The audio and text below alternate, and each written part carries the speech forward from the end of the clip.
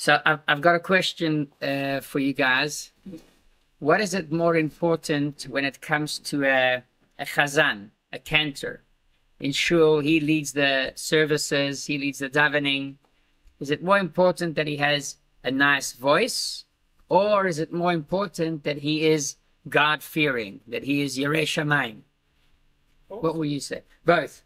Okay, so that's the best option. If we can find a chazan that has both, that's is worth a lot. In a case that we cannot find, let's say, not all the shuls have that privilege, or let's say there's someone that has a very, very special voice, very unique, but unfortunately is not Yirei Shamayim. Yes, Lawrence.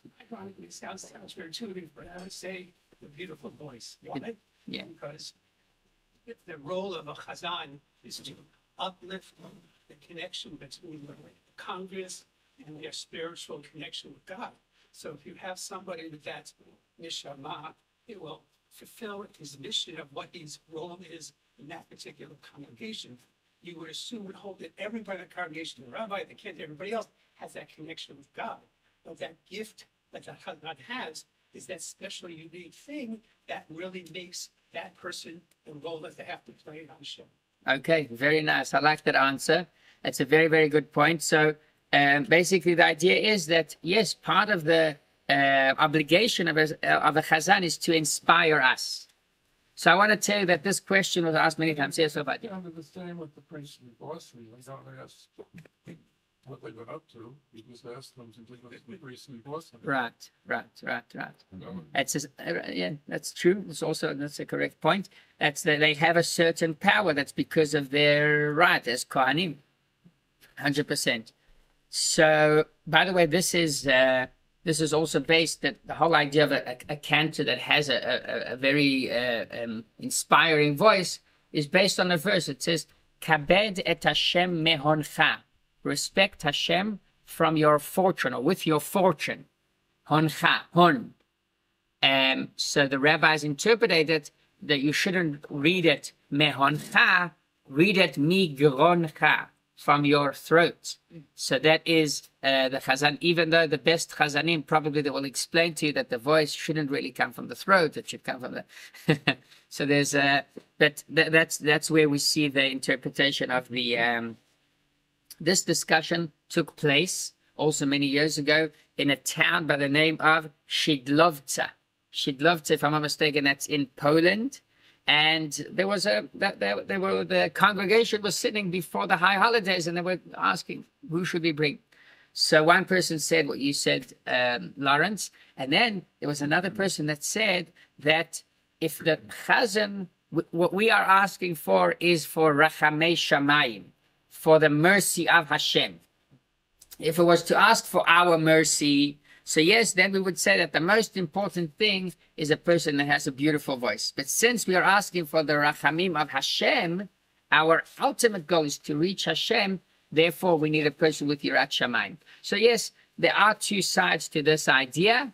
And as Mr. Levi said, that if you can find both, then you've got a deal. That's the best.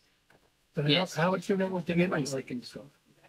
I didn't believe that chazan is any messenger or any communicator or intermediary between the congregants. All the chazan what he's doing is creating an atmosphere, is helping us share in the prayer, but the actual connection between Hashem and the congregants is between the two of them, and not Right. this video. Right. So I don't see where that particular argument would. Yeah.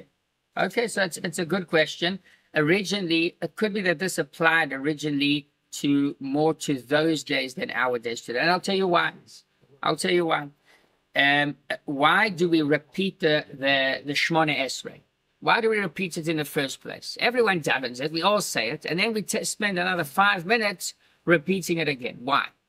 So originally, many people did not know how to read. They were not taught in school. Not everyone had the privilege of going to school and studying. And that is why the rabbi said, and by the way, it's not only about people that don't know how to read.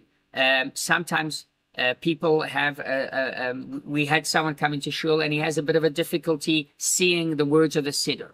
So he cannot say the words of the siddur, so he davens together with the chazan. And it's so beautiful. He always makes sure to point out that I'm with you, so have me in mind or something like that.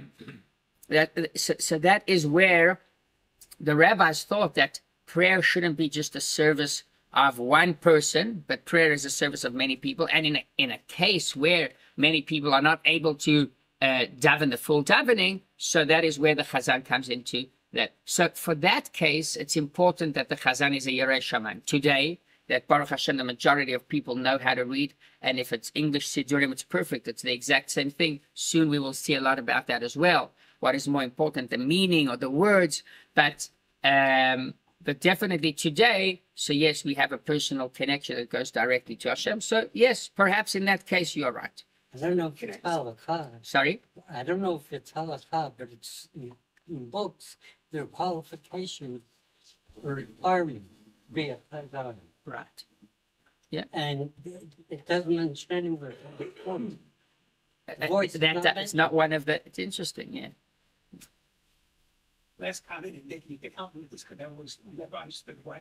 So the other side of my argument, which the answer to what I just said, is explain to me why Yom Kippur, when the cantor comes down or does Hineni and asks actually God for forgiveness for themselves, so that they can be ready to pray for the congregation. How does that actually contradicts everything I'm saying about the cantor is not that intermediary? So how does that play? So I think, by the way, the Hineni is one of the most beautiful davenings in Yom Kippur. True. And especially if you have a chazan that knows how to do the Yosale or so these are for the if you like chazanot. Some people love chazanot. Some people just cannot hear chazanot at all. But it's a beautiful piece of tefillah. And yes, then it says, it speaks about also what Avraham said, that there are certain qualifications to become a chazan. And the chazan is davening that I should be worthy. I think there is definitely a combination of the two. There is no doubt that the chazan has a role to play for all of us. And that is why we can only use a chazan, let's say, when we are 10 people. When we are 10 people, that's when the chazan recites the Kaddish. That's when that's when it's a full service. But yes, it's not, it doesn't come to the level of a person davening for himself. It's never going to reach that level. So this is, I think there is a combination of the two. So on the one hand, yes, we want a chazan that is worthy of being our emissary in front of Hashem. But on the other hand, it's not instead of us. It is to uplift us. And that uplifting happens in several ways. With a nice voice, with Yirat Shamayim. Absolutely. And if, by the way, sorry? Are you talking about holidays? Because the Ashkenazim, they jump in on occasion. Right. Yeah, whereas for them, it's constant. From A to Z. Right. So the Chazan says everything, right? Yeah. For the Sfaradim. Right. Everything's read out loud. Everything's read out Yeah, loud, right? except silent meter. But Yeah, that's interesting. It's I interesting. don't know, for me, when I hear the Chazan, Yeah, it gives me some kind of a I don't even Yeah. 9. I mean, uplifting. yes. I mean, when somebody recited the Torah and he recited in a voice or Right. a special way, I mean, for some reason, to me, it gives me some kind of a For sure. you know. It brings the environment of the davening into, for sure, 100%. So I think there is definitely a combination of these few things. And if we read the Hineni, we can see that he speaks about the Kolo Arev, and he speaks about also that I should have the merits, the mitzvahs to represent Am Yisrael. Now, if we take a look also at the davening of Yom Kippur, most of it the Chazan does. The Seder Avodah, he does it. The Eile Ezkara, he does. Most of the Piyutim, he does. So yes, there is much more of an obligation on the Chazan as an intermediate person, because he recites a lot of it. So today it's more just for people that cannot really say. That's the original idea of Chazarat Hashatz. However, in many cases, he also represents us. And by the way, Chazal, many times they say it's like literally standing in front of a king. So yes, if there are a group, like this, a group from the city that are coming and they have a certain request, they can't all say it out. They have to send one person, so they come with a delegation. But out of that delegation, you've got one person that is actually going to speak and going to say what they want in the name of the people. So if we think about that individual, what is going to inspire the king the most? And that's where we come into these details that each chazan should have in order to represent us, right? We see it from the style of the davening when we say the Shemona Esrei, and this is when you request something from anyone, right? So don't immediately go to what you want. There's a bit of small talk at the beginning. Like we said, Baruch Atah Hashem, Elokeinu Elokei Avosenu, you mention the forefathers, in other words, you mention the connection, and then you go to the actual request, and at the end you thank Hashem. Modim anachnu lach. So that's the style that it's built in the first place, very much like any other type of request that we see. I want to read a bit inside to see, sorry? From time to time, yes. So I've got to work on that. Very good at it. Thank you. God fear. So, okay, so why are we speaking about these two ideas? I want to see that in the words of the Alter Rebbe, and then we'll be able to talk further about this important topic. Okay, so I want to ask Hanoch, please, to start to read for us the first paragraph here, on chapter 38, right at the beginning. So I do have a question, though, stylistically.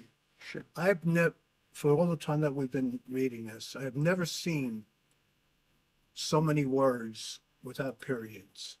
It goes on and on. And is there any commentary? Very, very difficult to understand the reading. Is there any commentary about stylistically? It's a very good question. If I'll show you the original Tanya in Hebrew, there is nothing at all. There's not even these paragraphs divided into no brackets. Sometimes there's brackets from time to time. And I'll tell you what I think about the commentaries is that there's not an official commentary. There are many books that were written on the Tanya. And the Tanya is referred to in the Chassidut as the Torah shebichtav, which is the written Torah of Chassidus. So as we know, in the revealed part of the Torah is the written Torah and there's the oral Torah. The written Torah is what we hold the Sefer Torah, right? The Tanakh. And the oral Torah is the Gemara, the Mishnah, the Brisa, the Midrashim, etc., until the books that are published in our days. So what is the difference between the two?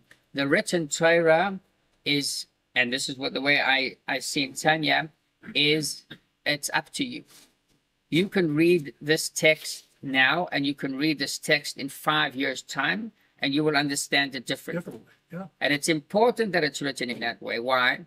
Because the Alter Rebbe here wants to help a kid that is 18 years old, that doesn't know much about life. He's just starting to discover life. And he wants to also speak to people that have a lot of experience. So if we would put an emphasis on a specific interpretation, then it would be very, very direct. And we want to keep it as open as possible. So it wasn't written without many commas, etc. That's the style that a lot of Sifrei Kodesh were written. But in general, these are the original words. This is like what we call, this is whiskey without ice, and that has that's the right. That's it. That's what we prefer. So and that's what I was thinking. Bezrat Hashem, when we'll finish Tanya, the 53 chapters, what should we do next? Perhaps we should relearn it the second time. Reread it? Yes. And it's not, it's never going to really be boring. It's not like this is, we always go through these questions in life all the time. And even if we have the answer, but there's V'yadata hayom v'ashevota elev avecha. What's the difference? V'yadata hayom, you know, we know many things.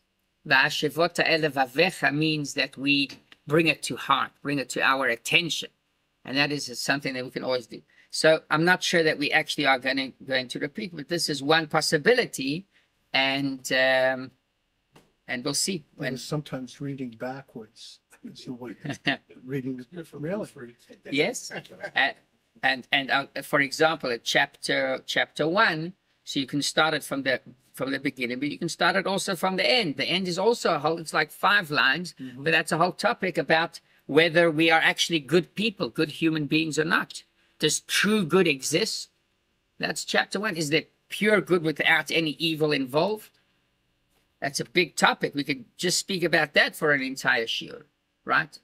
So it's a very good comment, what you said. It's also a matter of, are you studying it to actually learn Tanya, like, academic, you want to be able to pass a quiz, or are you learning it to, how do you take it home and Right. use it? Well, you see what applies to yourself. That's it. And that's a very important part of it.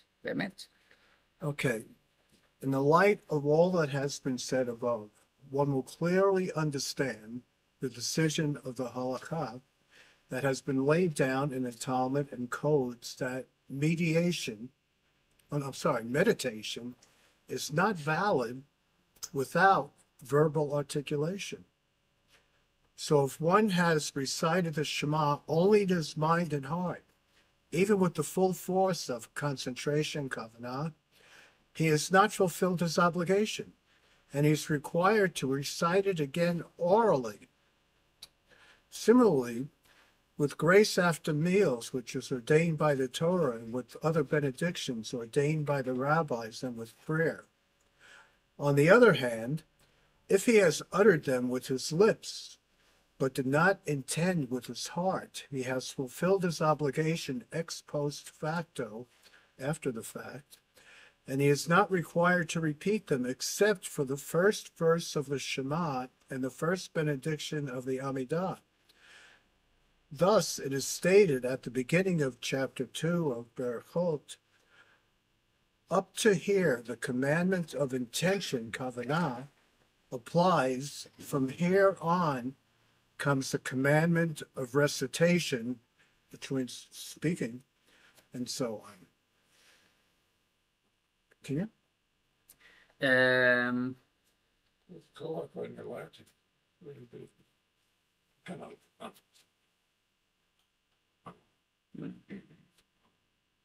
We'll stop here for one moment.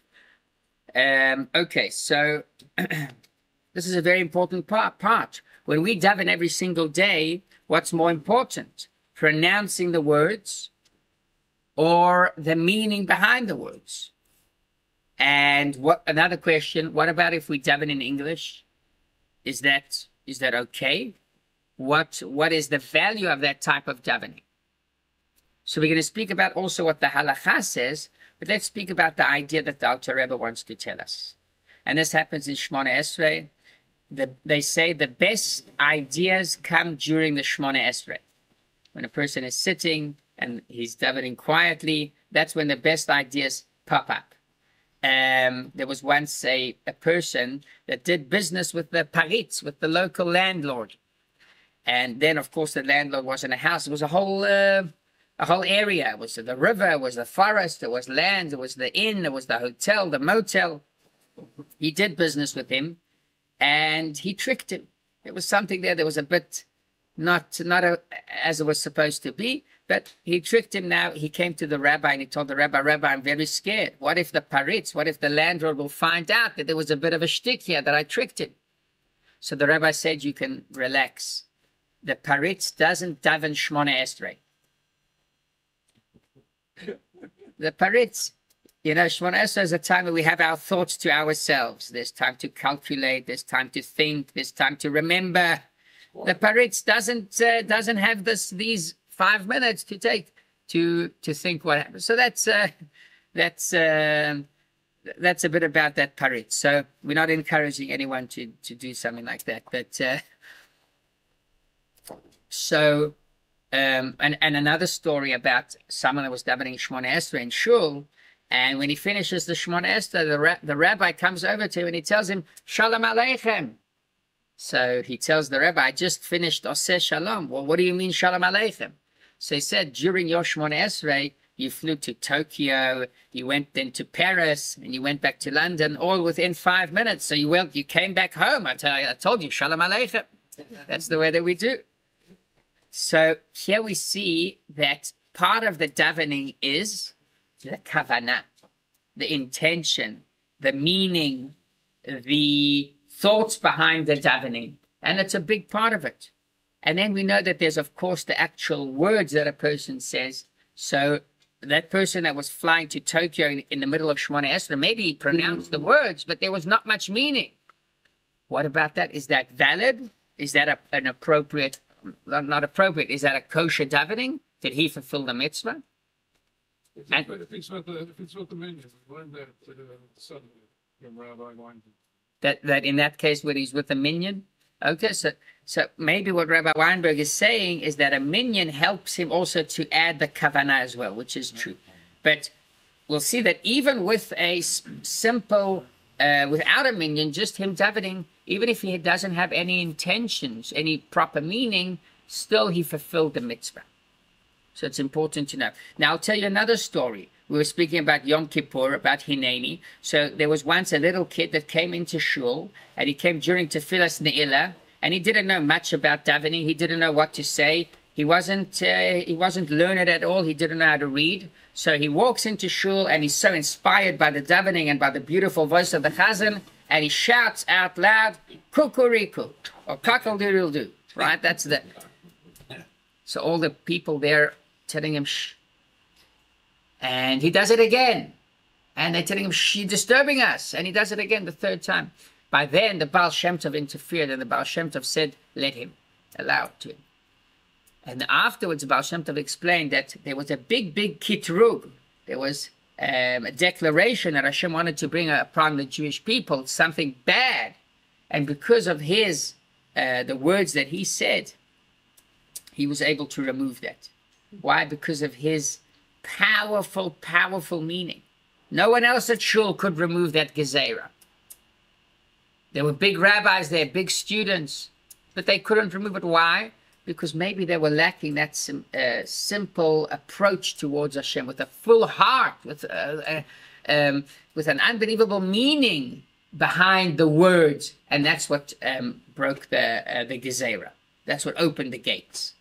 So there we see that it's more important the intentions, the meaning behind the davening, and not the words themselves. There's a kid that said "kukuriku," and wow, okay, you did an amazing job. So the more parts of the body that you use in davening, the more, I don't know if intense is the right word, but the more, it's a more complete type of experience. Right, for sure. So here we go to the, okay, so we've got to combine these two together. So how do they work? So straight out, we have to pronounce the words. You can say it in English, you can say it in Hebrew, there is no difference. Also, English is a full davening as long as you pronounce the words. That's the most important thing. And why do we say that it's important to pronounce it and not just to think about the words? It's because, again, and this is what Hanoch said, this is what we learned previously, we are here to use the material part of the world in order to uplift it and bring it closer to Hashem. Mm-hmm. So if I do not use the material part of myself, which is my lips and my tongue, so what is it worth? It's not a complete experience. No, it's not a complete davening. You've seen people pray the Amidah with every piece of the body, with their fists swinging back and forth. Yes. And there are others just stay stable. So it's not part of the mitzvah actually to go back and forth. It's more, it's good. This is what it says. Kol atzmaisai toimarna. It says about the Alter Rebbe that they needed to put, what's the word, on the walls and on the floor, padding. So because the Alter Rebbe ran back and forth in a davening, that was like mamish fire. The Rebbe, throughout all the davening, he was still. A small movement you could see from time to time. So we're talking about just pronouncing the words. Pronouncing the words, it's important because when we pronounce the words, what we basically do is we are using the material part of our body in order to elevate it and to bring it closer to Hashem. Yes, you've got to have the intention behind the Shema Yisrael, and we all know what Shema Yisrael means. That's the most important part of the davening. And also about our first prayer in Shemona Esrei. The first bracha that we say, we've got to have a certain meaning. What is that meaning? So there's a vote of Reb Chaim Brisker. He was basically one of the rabbis that were very much into Talmud, and it's connected to what we see over here, is that the first kavanah that we have in the first blessing is to know in front of who you are standing. That's a basic kavanah. You don't have to go to deep meanings of the blessings, but think about one moment before you stand up for Shemona Esrei. Okay, what am I doing here? I'm standing in front of Hashem. That's it. And at that moment, you fulfill the kavanah, as well as understanding the words of the first blessing of Shemona Esrei. That's why if you need English, so it's important to say it in English, so you understand the meaning behind it. So basically, according to what we learned, the most important part of the davening is to pronounce it, and also by the learning to pronounce it, to say it out loud. So what about the kavanah? What about the meaning? Where does that come into our day-to-day life? Why is it important to have a meaning? And by the way, it's not only in a spiritual level, this is also in a psychological aspect as well. And I'll share with you, when a person is in a happy mood, so that's good. He's happy. What happens if he's in a bad mood? He's sad. So they said that a solution for that could be if you put on music that you enjoy. Or even if you start dancing, or if you come across Breslevs that are dancing on the street, that uplifts your mood. But how does it work? If, let's say, you force yourself to dance, you are upset, but you force yourself to dance, it will change your mood. How does that work? It shouldn't be like that. It should be the contrary. First of all, I have to develop some kind of emotion, a positive emotion, and then that should lead me to dancing. But here we see that in the world outside, it can work the opposite. If someone wants to feel a bit happy, he turns on happy music.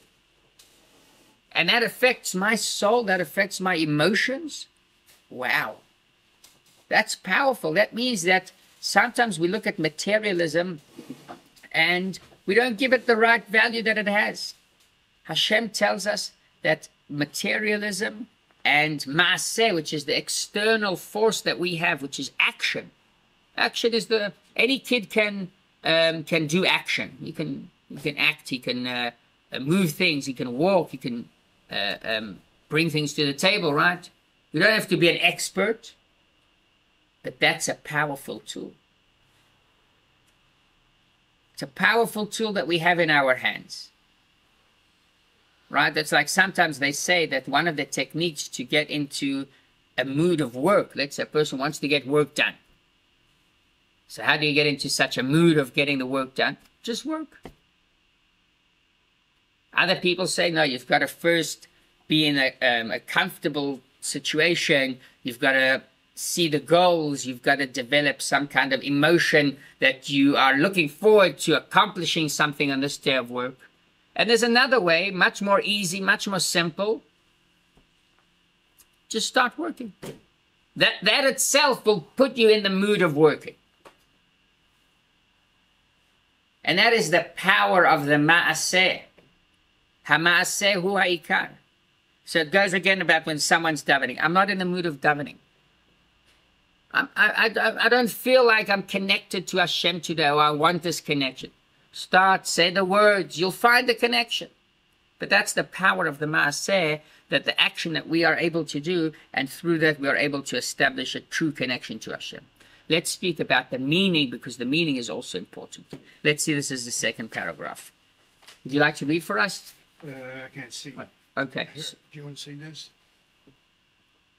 Oh, okay. Yeah, you good? Sorry. No, Father said it.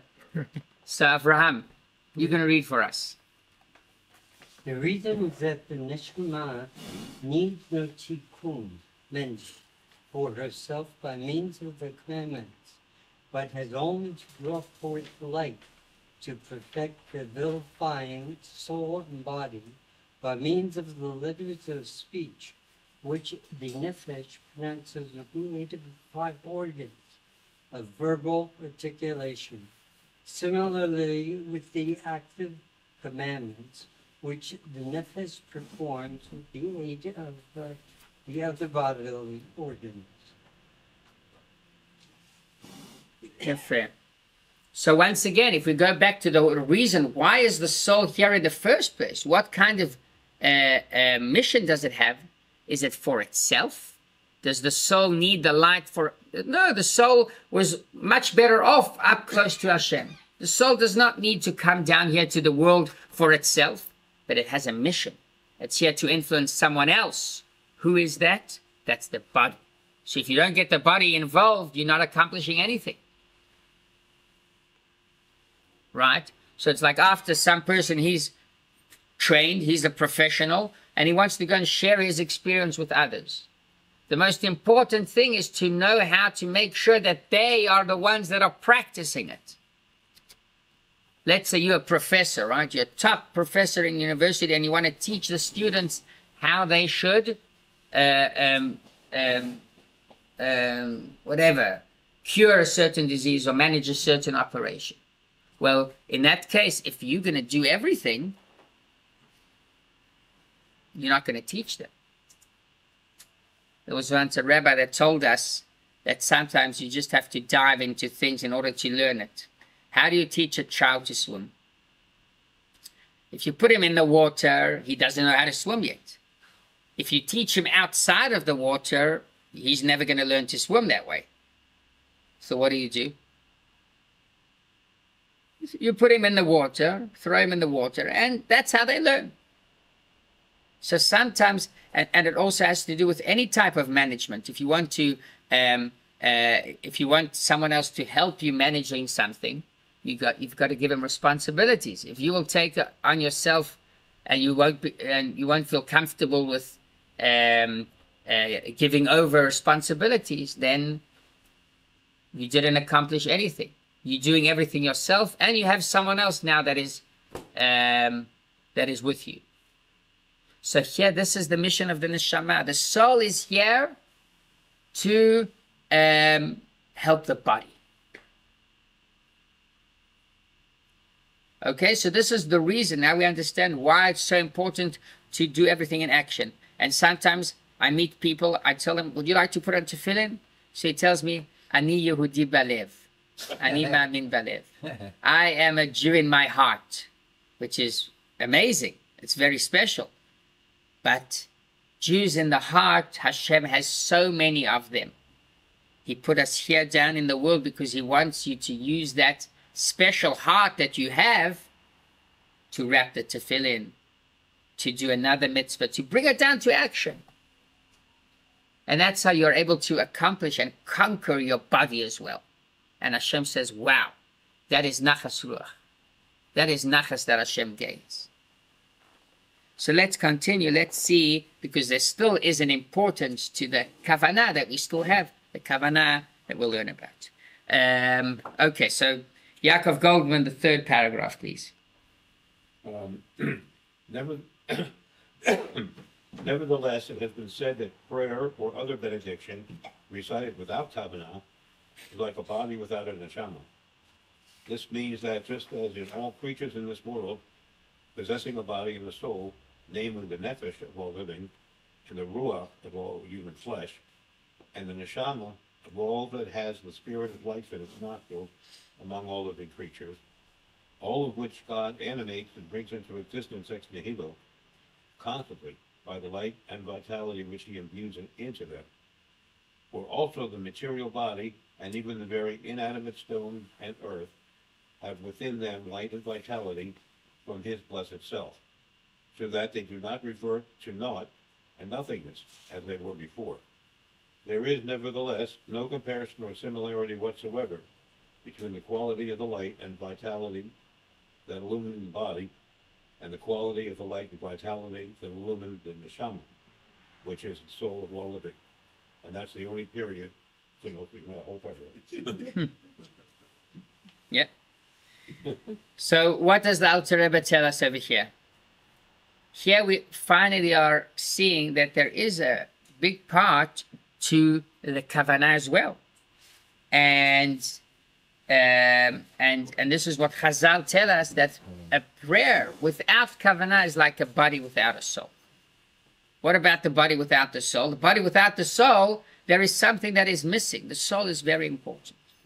And I want to share with you a story that perhaps can explain to us why the intentions and the meanings are so important. So there was once a wife and a husband that came for marriage counseling. They came for counseling, and the wife said, he's not buying me presents. Barely. He never really buys me a gift. So the counselor says, is this true, sir? He says, yes. I don't buy myself. I don't buy her. I mean, that's not my... And the counselor said, listen, this is very important. You've got to make sure that from time to time you give your wife a gift. So he goes home, and the following day he comes with a huge box, and he tells his wife, here is a huge box full of little gifts. Whenever you feel the need, you can go and pick yourself a gift. What would you say the chance of that marriage is? He didn't learn the lesson. And that is an example of a guf, a body without a neshama, without a soul. The body is there. Body's not going away. The presents are there. The gifts are there. But what about the soul? What about the neshama? What about the way that you give it? With a smile, that it comes out of appreciation. It's not just the technical idea of giving a gift. It's about the way that we do it. And here we come to another lesson about our mission here. But before that, I want to take Ovadiah's question. Well, if someone's coming to Dr. Reed at 6:30, 7:30, 8:30 every day, and then Minka at some point, and Marie at some every day, that's Kavanah on its own. Yes. Yeah. 100%. So this is next level. Sorry? This then having the Kavanah during the praying is another level. But Woody Allen said 80% is just showing up. So Yeah, 100%. 100%. pretty So each one, by the kavanah, this is important to know, each one has his own individual kavanah. That is why kavanah is not an obligation, because for one person, a certain level of kavanah, intention is, it's like the same idea with marriage as well. So for one person, if he gives a gift once a year, that's good enough. But another person has to do it a few times a year. Or the type of present, the way that it's presented, right? All of these things, it's individual. The action is not individual. Saying the words is not individual. That everyone has to say the same, right? Because that's the action. In action, we are all the same. But emotions, thoughts, intelligence, all of that, each one according to what he is comfortable to speak his language.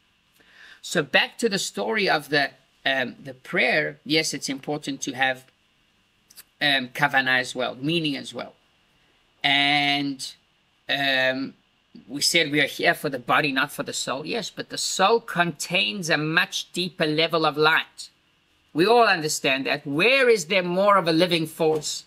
In the body or in the soul? Definitely in the soul. The soul that's what gives life to our body. That's where all the emotions really rest. That's where the intelligence is. So there's much more energy in the neshama. And that's why it's so important. By the way, that's why we aren't just bodies. Why did Hashem just bring us bodies? Because we have to have the light from the neshama. And we spoke about building a home for Hashem. It says in Hebrew, in English it works actually pretty well. We should build a home for Hashem, not a house. What's the difference between a home and a house? It's not the same thing, right? In some languages, there's no, in Hebrew, bait, dira, bait, v'dira, it's pachot or yoter the same thing. But in English, a home and a house, two different things. A house is bricks, it's windows, it's a door, and rooms inside, and that's it. A home, that is something totally different. So we are here building for Hashem a home as well, a place that has light. It's not just a technical house. So we can't be too technical. Being technical is very important because that's why we are here, to influence the materialism, to influence our body. The soul doesn't need anything to be fixed. But while we are doing that, we should, it's like the Rambam says this, that there are two ways to give someone charity. You can give someone charity, take the money, or you can give it to them with a smile. Those are two different things. For yourself and for him. When a person gets something with a smile, means that they look nicely upon him. They're not judging him, they're not upset. They feel him, they understand him. And also for the person that is doing it, he does it with warmth. That, by the way, they say about the second generation of the American, the first Jewish migrants that came into America. So the first generation, they came from Poland, they came from Galicia, they came from Lithuania, they came from Russia, observant Jews. What happened to the second generation? So unfortunately, a lot of the second generation and the third generation lost the way of Yiddishkeit. And now a lot are coming back. This is for the last 70, 80 years. But from the moment that the Jews started to move to America, so the second generation, some of them went off the way. And what was the difference? So the first generation, they say like this. The first generation, they used to work from Sunday until Friday. Because they came to the boss and they told the boss, tomorrow we have Shabbos. It's on Saturday we have Shabbos. I'm not coming into work. So the boss says, here is America. If you don't come to work on Saturday, then don't bother to come on Sunday, and on Monday you can go home. And that's what they did. So they had no choice. They were strong with the Yiddishkeit. They came back home on Friday. They had the Shabbos meal, the Shabbos Seudah with the family. So then the question is, what happened around that table? One person came home and he said, it's Shabbos. Amazing. Shabbos Amalka, it's beautiful. Such a special time to sit together, to sing together, to say Divrei Torah together, to eat delicious food. And then others said, Oy, Gewalt, Shabbos is here, I just lost my job. What does the kid see? They're very clever. They see a step beyond what you mean to tell them. They see your intentions. A person that says, this is Shabbos, what a great experience. So the father likes Shabbos. I also, and therefore, am going to like Shabbos. But the person that says, Oi, Shabbos is here, I just lost my job, the son sees the father doesn't really like Shabbos. He's doing it. He's forced to do it. That's what he remembers. I'm not going to keep Shabbos anymore. That's what they say. It's not, again, guaranteed 100%, but here we see the importance of the intention of the soul that is brought to the table. And sometimes, you know what, it's harder. As humans, we are very much into action, right? So the person is asking for money, that poor man outside in the street, and it's cold outside, take the money. But if it's hard. But if we think 1 second before we give the money, we can change the entire approach. And that's where we make the house that we're building for Hashem into a home. We're not just keeping it as 4 walls, but we are adding lights, we are adding nice lights, we are adding heating to the house, we are putting paintings on the walls. That is when we make it into a home. Can we consider Anusim, those Americans from Shabbos lost their work? So, yes, in a certain way, we're not judging them at all. We're not judging not them, and not the second and the third generation. According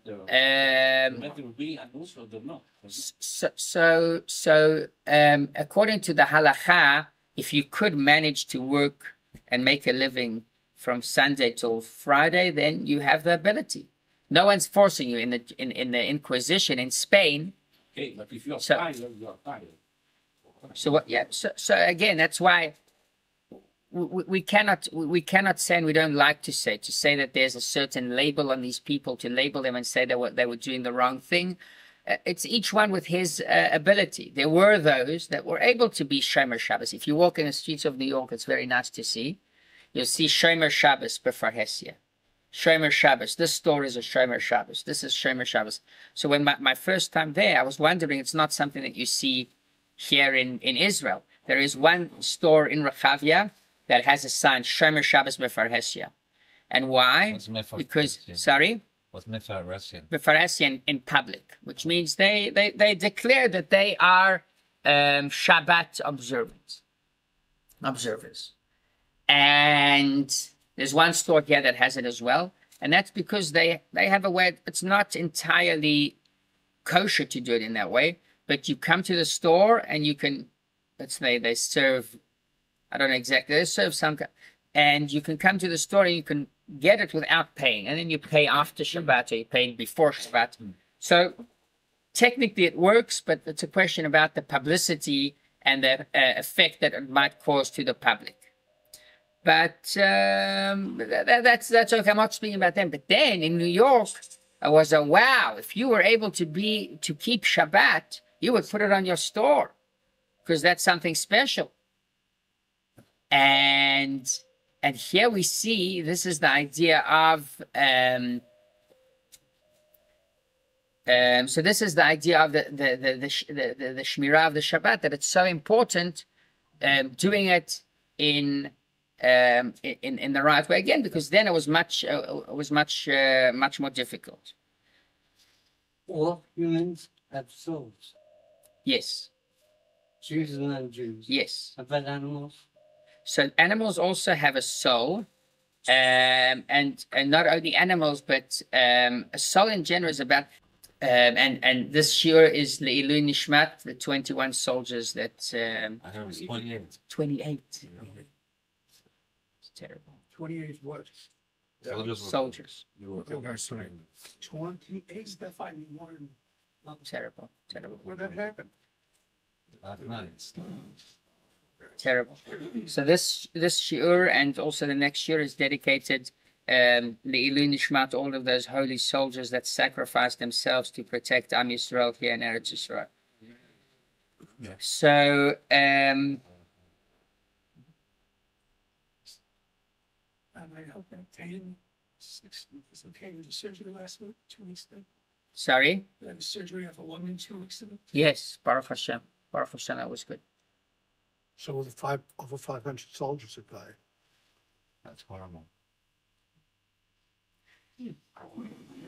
This Rabbi Yisrael Salata the Musar. Yes. So he was in a town where all the shops, they said, we have to stay open on Shabbat.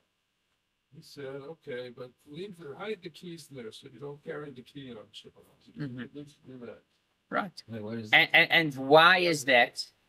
So why is that? If a person is mechalel Shabbat, if he's not keeping Shabbat, so I'll give you another example to that point. There are people in South Africa that they drive to shul Friday night.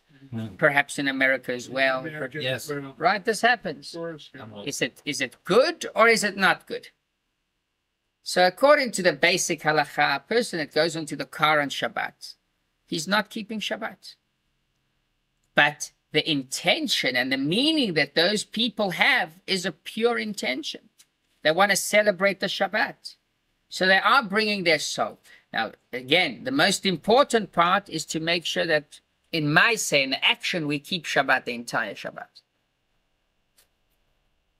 But at least, if a person for one reason or another is not yet on that level, so don't bring the keys with you, keep them there before. So you memorize that that's Shabbat.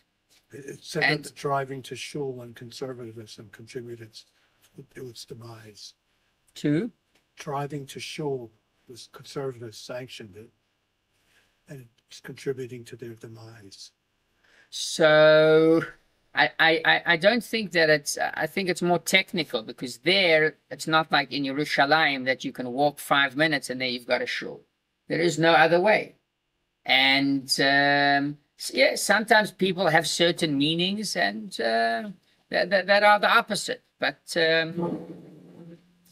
generally speaking, any person that we call whatever, any name, he's going to Shabbat because he appreciates Shabbat. So this is the way that he does it. And yes, of course, that if you have a way to influence him nicely to keep the full Shabbat, so that's even better. But if not, this is very important as well. There are some shows where it's kind of a long walk, but not impossible.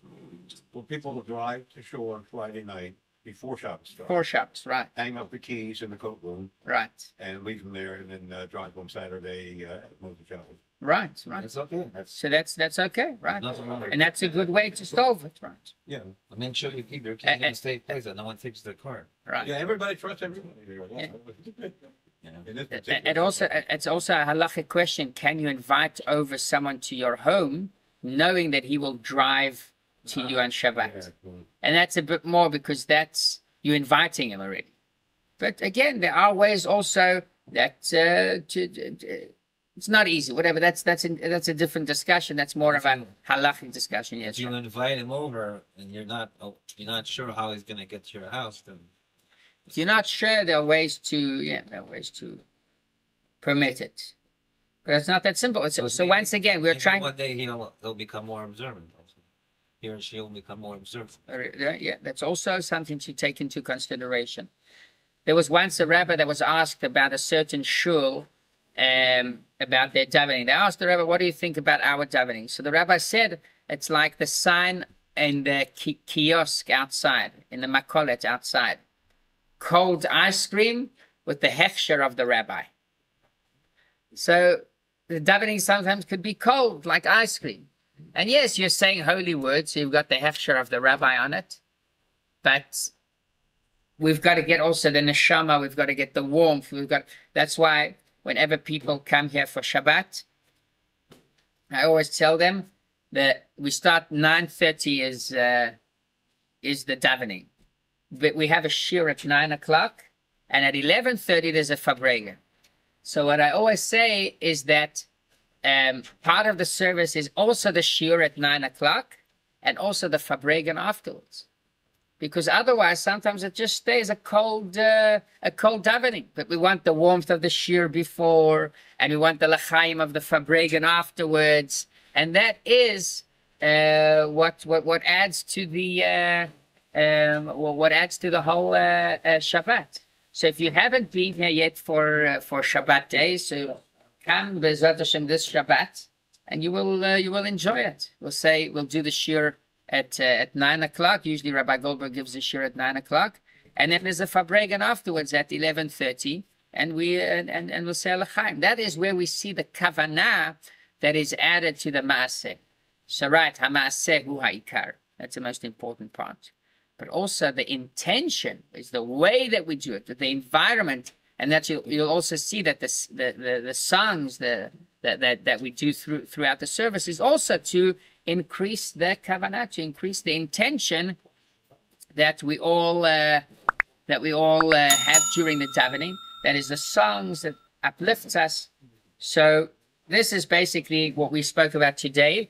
This is the first part of the chapter. And B'ezrat Hashem, next week, we will continue the second part of the chapter.